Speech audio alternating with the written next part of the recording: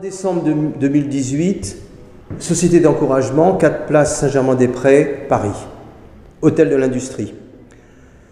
Premières assises de l'innovation, organisées par la Société d'encouragement pour l'industrie nationale et par le collectif Innovation. Nous avons le plaisir d'avoir parmi les intervenants de l'introduction au sujet Hervé Novelli, qui est, tout le monde le sait, ancien ministre et qui est un pionnier dans le domaine de l'innovation. Alors, Monsieur le ministre, dites-nous pourquoi vous nous faites le plaisir d'avoir accepté notre invitation. Écoutez, j'ai toujours été convaincu que l'innovation, c'est le ressort des sociétés modernes et que si cette innovation est mal mise en pratique, si on empêche d'innover, eh bien, on rend nos sociétés immobiles.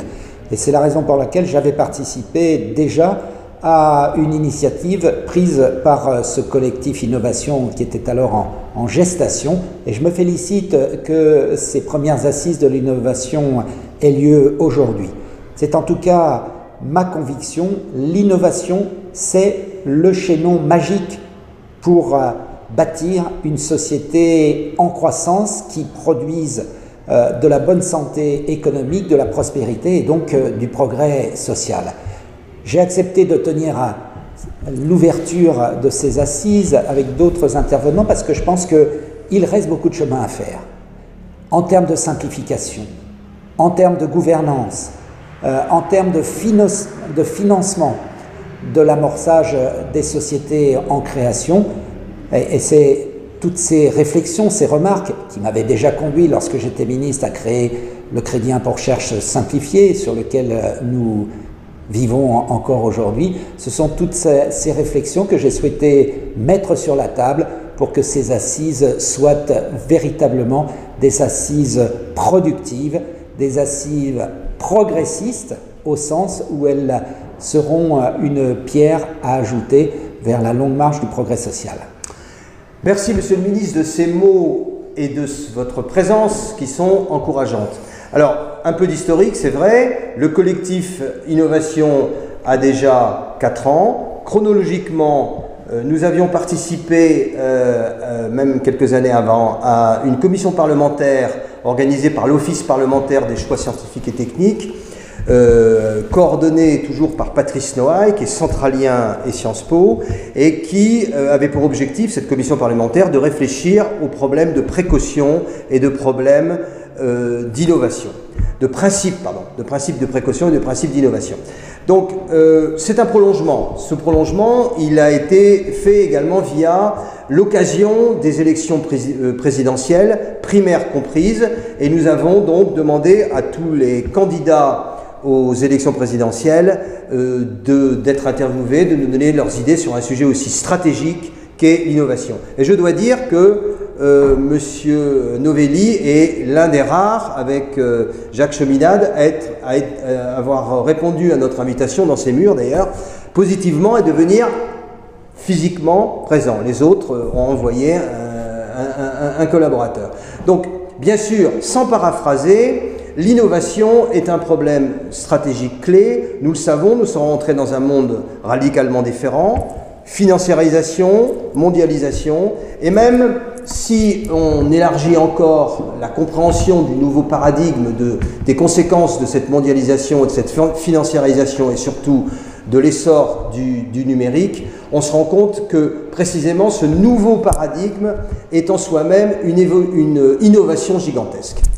Donc c'est la raison pour laquelle on est obligé sur un sujet, j'ai parlé des premières assises, ce sont bien les premières, mais pas les dernières, et on est obligé de compartimenter le sujet. Donc on a mis l'accent sur la dimension économique, juridique, fiscale. Hervé Novelli a rappelé qu'il avait été un des artisans du crédit impôt recherche, qui est d'ailleurs, Monsieur le ministre, vous ne direz pas le contraire, paraît-il que beaucoup de pays nous l'envient. Absolument. Bon, c'est quelque chose de très dynamique. Il n'empêche qu'on ne va pas développer ici ce qui est en train de se développer en parallèle dans la salle, dans les différentes tables rondes.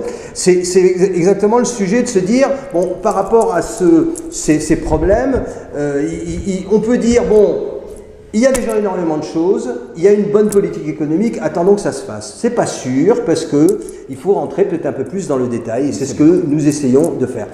Alors, quelques mots de conclusion et d'approfondissement par rapport à mes propos qui sont peut-être un petit peu volontairement éparpillés. Non, je crois que vous avez dit l'essentiel de l'importance de l'innovation pour les sociétés modernes. Les maîtres mots que nous devons avoir présents à l'esprit, c'est le mot de simplification. Parce que la gouvernance de l'innovation, qu'elle soit publique ou avec des partenaires privés, elle est trop compliquée.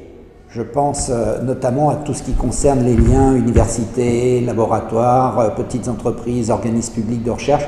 Tout cela nécessite d'être simplifié.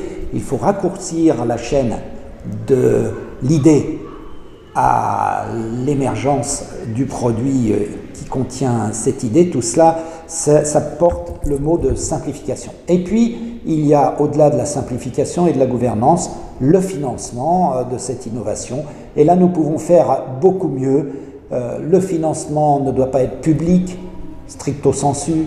Il doit être le fruit d'un partenariat public-privé avec ce qui marche dans le privé qu'il faut transférer. C'est pour ça que j'ai proposé la création d'un fonds commun entre BPI d'un côté et des organismes privés, des fonds d'investissement privés de l'autre, qui pourraient, à mon avis, rendre un grand service dans le financement, notamment de l'amorçage. Voilà, c'est quelques mots, mais ces assises, je suis très heureux d'y avoir participé. Elles me semblent être très prometteuses pour l'avenir. Merci Monsieur le Ministre. C'est vrai, le fléchage de l'épargne, c'est un débat énorme. Tout est encore à faire. Merci Monsieur le Ministre de votre Merci à vous. Qualité et de votre présence encore. Au revoir. Merci à vous. Merci.